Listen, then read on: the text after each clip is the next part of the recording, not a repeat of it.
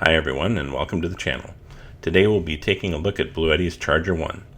The Charger 1 is a device that allows you to utilize the excess power from your car's alternator and charge your power station faster than if you were to charge directly from the cigarette port. The device is a great option for those rainy days or cloudy days where your solar production isn't cutting it. The Bluetti Charger 1 will work with vehicles with a 12 volt or a 24 volt system. The input voltage range for a 12 volt system is 12 to 14 volts, 50 amps, or 22.5 to 28 volts, 25 amps for a 24 volt system. The device outputs between 15 and 56 volts on a 12 volt system, or 27 to 56 volts on a 24 volt system. The default output voltage is 27 volts. Using the Bluetti app, you can select your power station, provided that you have a Bluetti power station. If you don't have a Bluetti, not a problem, you can use the custom settings. You can select the output settings necessary for your power station from the menu within the application. We're going to be installing the Charger 1 into my 2008 Toyota Tundra SR5. The Charger 1 will be installed in the back seat of my truck, and the input cable will be routed through the firewall and then connected to the battery. The input cable comes with a 60 amp breaker installed, but it's located next to the Charger 1 unit. I had some concerns about the input cable potentially getting nicked or frayed, so we're going to install a 60 amp breaker near the battery as well. This will allow me to flip the breaker off when I don't need the Charger 1, and then flip it back on when I hook up my camper and head off for my next adventure. The input cable needs to be routed through the firewall. In my Tundra, there are two locations where there are gaskets with wires running into the cabin. We chose the location to the right, which is closest to the battery for this install. And now the fun begins. It's time to cut a hole in the rubber gasket separating the firewall and the truck cabin. Now that we have the hole, we're going to remove the trim inside the cabin to give us space to route the DC input wire. The camera work leaves a little bit to be desired here, but hopefully you get the idea. It's time to push the DC input cable up into the hood area. In order to get this to happen, we had to use a little bit of silicone spray on the wires to make it a little easier to feed them up in through the rubber gasket. Once the wires were pushed through, we grabbed onto them and pulled enough wire to comfortably reach the battery. This step took some time because the hole in the gasket was a tight fit for our wires. Having a tight fit is a good idea here. You don't want air gaps where the air and road noise can come into the passenger cabin. Where we are at, we get a lot of snow in the winter, and the snow and road gunk is better outside the passenger cabin than inside.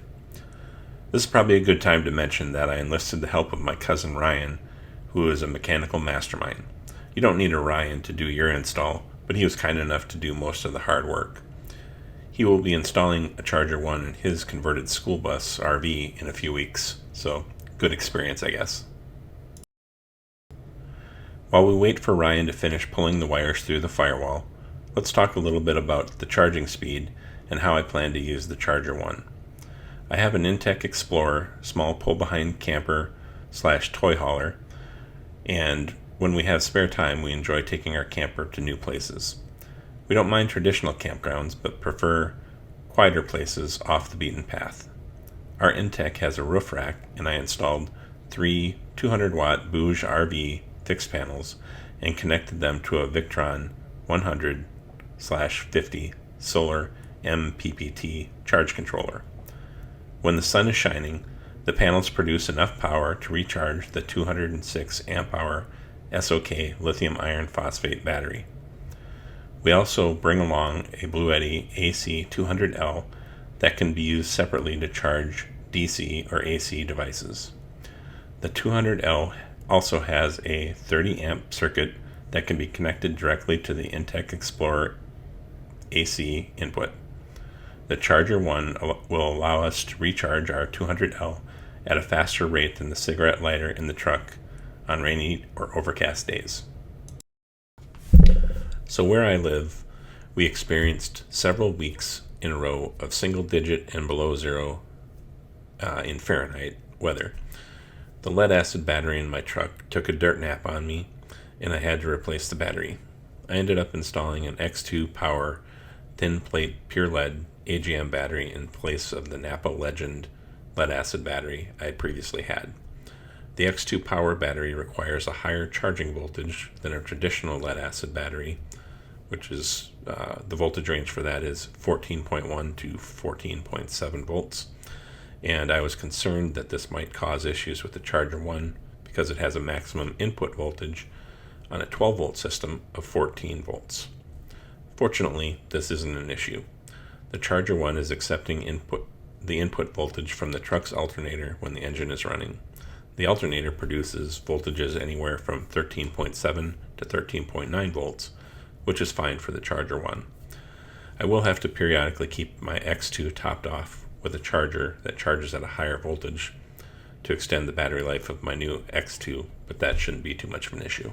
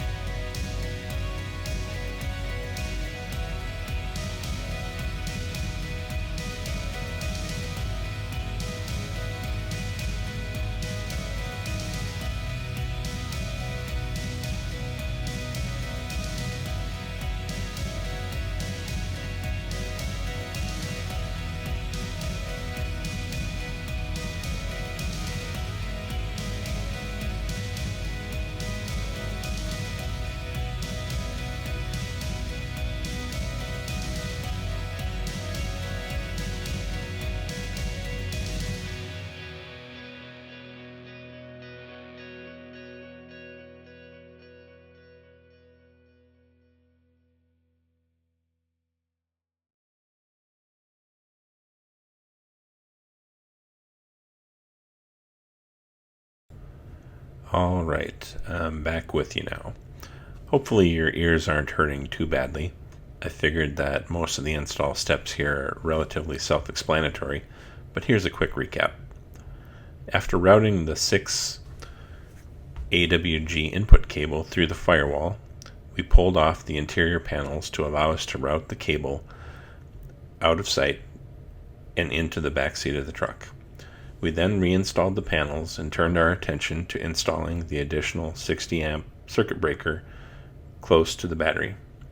This step may not be necessary, but it gave me peace of mind in the event that the input cable somehow gets frayed between the battery and the truck cabin. Nobody needs a fire. We then cut the provided DC input cable approximately 6 to 8 inches short and installed connectors by crimping them down and then heat shrinking them. We connected the DC input cable from the cabin to one end of the 60 amp breaker, then installed the final piece of the positive input cable to the other end of the breaker. We did some tidying up with a couple of zip ties and installed some wire loom sheathing to protect the DC input cable from nicks and scratches. Next, it was time to connect the negative or black DC input cable to the battery terminal. Then we installed the MC4 output cable into the Charger 1 by loosening up the hex screws and tightening them down onto the ferrule.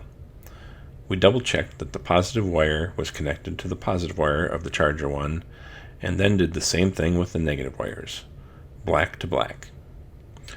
The DC input cable was then connected to the Charger 1 just like we did with the DC output MC4 cable.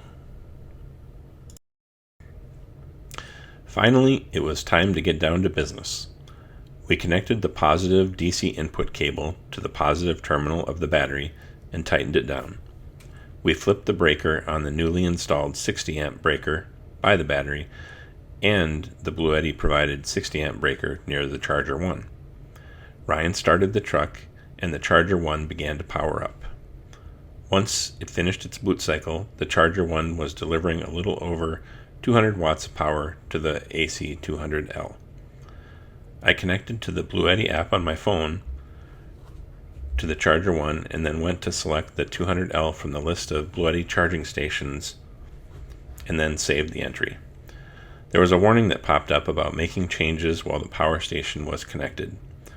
So I flipped the breaker to the Charger 1 to shut it off and then disconnected the power station from Charger 1. Then I flipped the breaker back on and verified that the Charger 1 had the 200L selected. Once it was good to go, I flipped off the breaker again and connected the 200L. This time we were charging around 540 amps. Everything looks good.